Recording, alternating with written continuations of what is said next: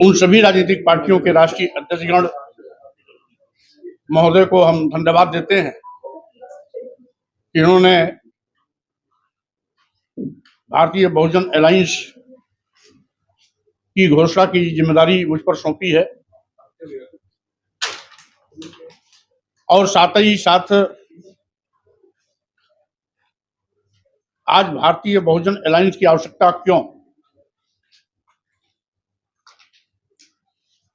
यद्यपि अलायंस पहले से भी बहुत बने हुए हैं, फिर भी भारतीय बहुजन अलायंस की आवश्यकता क्यों? इसलिए कि बाबा साहब डॉक्टर अंबेडकर ने इस देश के संविधान को प्रथम राष्ट्रपति डॉक्टर राजेंद्र प्रसाद जी को सौंपते हुए कहा था, यद्यपि राजनीतिक आजादी तो हमें मिल गई है, लेकिन अभी सामाजिक और आर्थिक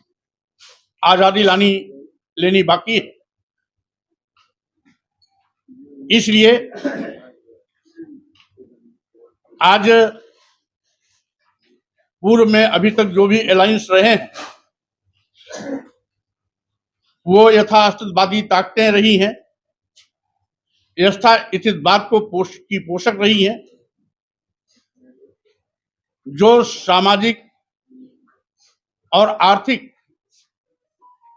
आजादी लाने के पक्षधर नहीं है। इसलिए देश के वो सभी राजनीतिक पार्टियां जो समतामूलक समाज बनाने की पक्षधर हैं, इस देश के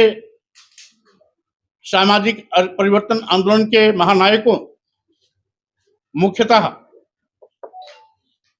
सामाजिक परिवर्तन के महानायक ज्योतिबा फुले जी, छत्रपति साहू जी महाराज, सावित्रीबाई फुले, भारतीय संविधान निर्माता परम पूज्य बाबा साहब डॉक्टर अंबेडकर एवं इसके साथ ही साथ पेरियार रामास्वामी नायकर, नारायण गुरु, संत गाडगे तथा मानवर कांसी राम जी के उन सामाजिक परिवर्तन आंदोलन के रास्ते चलते हुए विषमता मूलक समाज का खात्मा कर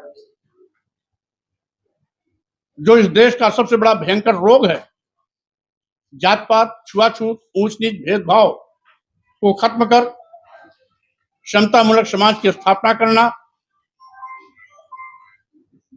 सामाजिक आर्थिक गैर बराबरी के खिलाफ संघर्ष कर सामाजिक आर्थिक आजादी दिलाना और अपने महापुरुषों के बताए रास्ते पर चल करके समाज को सम्मान स्वाभिमान के साथ खड़ा करना, यानी राजनीतिक हिस्सेदारी के साथ साथ सामाजिक और आर्थिक रूप से भी उनको सबके बराबर लाने का प्रयास करना आदि प्रमुख उद्देश्यों के साथ आज सभी राजनीतिक पार्टियां जो मिशन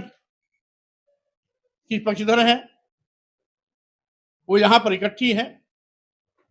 और सबकी आपसी सहमति से आज यहां पर भारतीय बहुजन अलायंस की